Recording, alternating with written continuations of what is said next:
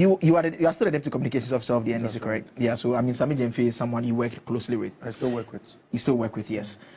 The video that we all saw, the first time you saw the video, what were the thoughts that came to mind? The first time I saw the video, I asked myself 10 questions. The first was that, is it a crime to give someone a gift?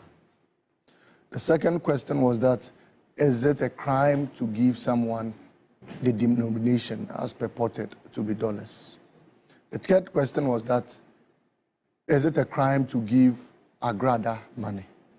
The fourth question was that, has anyone been able to establish that the amount of money given does not peg onto his monthly wage or his monthly salary?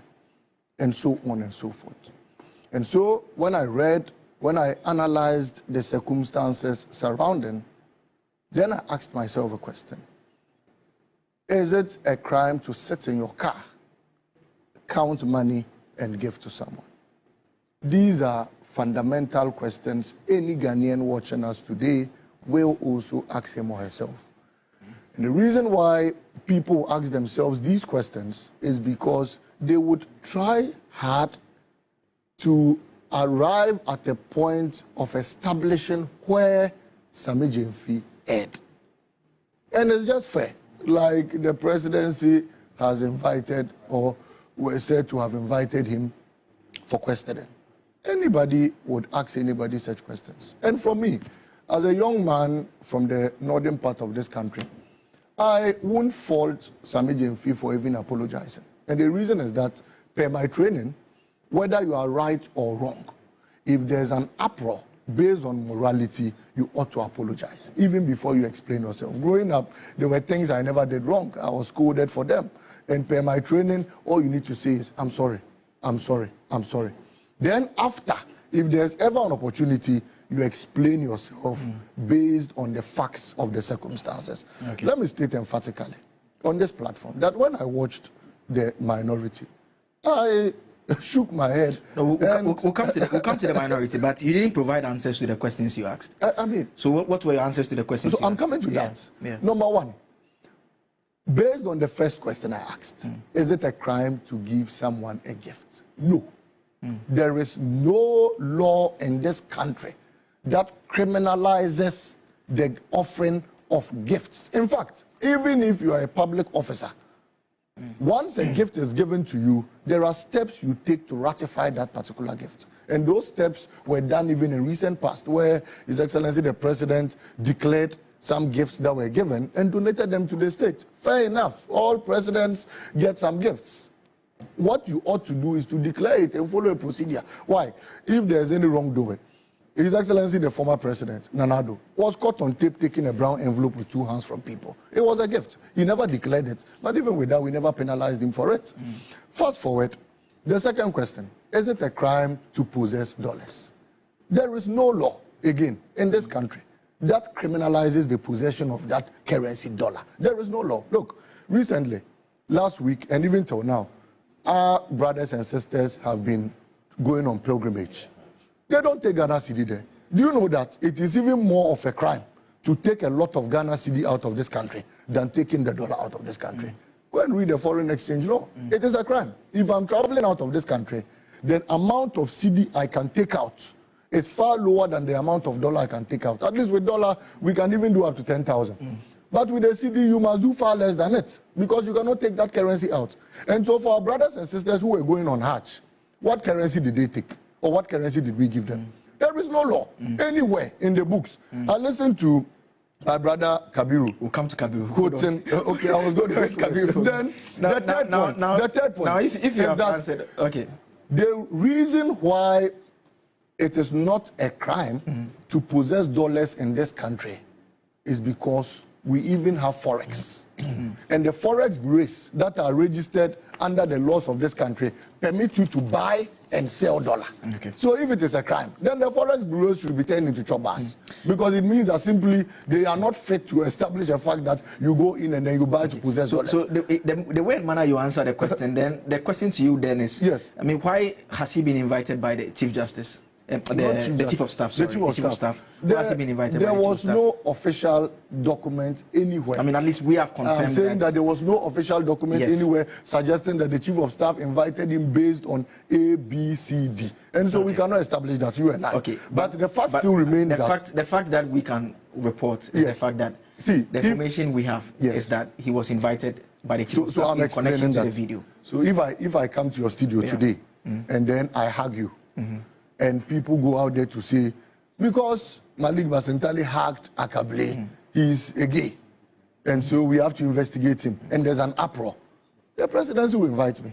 They'll invite me not because I'm a gay, but they'll invite me because there are public sentiments, and people think that I must come and respond to it. And so the fact that you have been invited does not simply, but this is even the chief of staff. The Supreme Court can even invite you.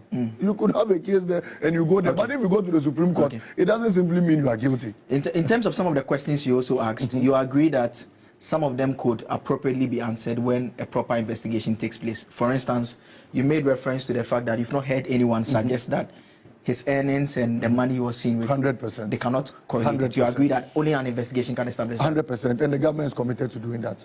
Because even yesterday, the government's spokesperson stated emphatically that we are committed to, looking into the sentiments that were raised by the public. But the fact still remains, and that's what I want to establish, that let all know that there is no law that criminalizes the possession of dollars. And let me use the Cecilia Dapa case, for example, of which people have referenced. Look, in the Cecilia Dapa matter, the crime was not in the possession of dollars.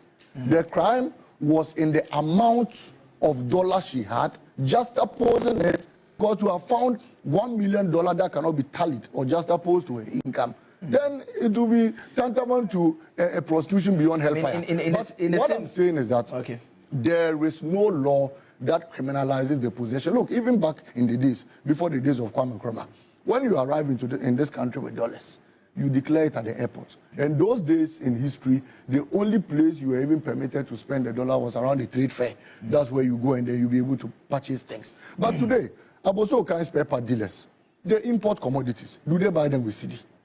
They buy it with dollar. People who import vehicles into this country or import commodities into this country, what currency do they use in trade? They use it. They use the dollar. And so if today I sit here and then I have 10,000 cedis, no law stops me from walking into a forex bureau to buy the dollar. No law. In fact, the forex bureau is even far-fetched. No law stops me from going into the Bank of Ghana to buy the dollar and then possess it. There are people who sit here. Look, I'm a public worker. And Akable, there are public servants in various institutions who go on international trips. Anytime they are going, what currency do the organizations give them? Is it the CD? Do you spend the CD in Canada? So anytime even these people, even TV3, anytime you are sent on an international assignment, what currency do they give you? I want to ask you, please, what currency? Have you been on an international trip before? I mean, obviously, it will be in dollars. So they give you dollars to go. So admittedly, there is no crime in the possession of dollars. Those who are drawing the parallels with the Cecilia Dapa issue, they make the point that the principle is not more about the quantity. They make the point that it still comes back to the question you asked about the fact that if an investigation does not settle the matter of earnings and what you are found with, you cannot conclusively dismiss it. And they'll make reference to the fact that in the Cecilia Dapa instance that you made reference to, at least we know that multiple investigative agencies have handled it. And 100%. As it stands now, there's no case. No. It was the president who wrote a love letter saying, "My sweet, precious, loving Cecilia Dapa." That was before the investigation. 100%. So the president prejudiced the outcome. Yes, so I'm saying that in the Cecilia Dapa matter, the president, His Excellency John Mahama could have also written, "My sweet, darling boy, Sammy Gyamfi." He could have said that. In fact, even in this instance, there hasn't been any crime committed. But I'm saying that the president cleared Cecilia Dapa. That is established. In this particular matter, Yoko did as well. The receiver of the money on live television, if shares is anything to go by, of which, of course, we cannot just conclude that it's even true because lawyer Sammy Gyamfi hasn't stated his side of the story. She said she received $800. Look, let's not go far on this platform. $800 to a CD today, how much is it? Let's establish the equivalent of Ghana cedi. Let's say 4 months salary of lawyer Sammy Gyamfi because he's been in office for 4 months. Are you telling me that he cannot afford that to give to someone as a gift. You see, so there are different incidents here. But and let's come in the uproar, people established, some persons established the fact that, because it was Agrada, that we are angry because Agrada did not deserve that money and all of that. That matter, like I said, is not pegged onto law, so it's a separate matter. I don't know which part of the conduct lawyer Sammy Gyamfi apologized for, but I'm saying that even if I were in his shoes, as an African child and as a northern boy, I would apologize.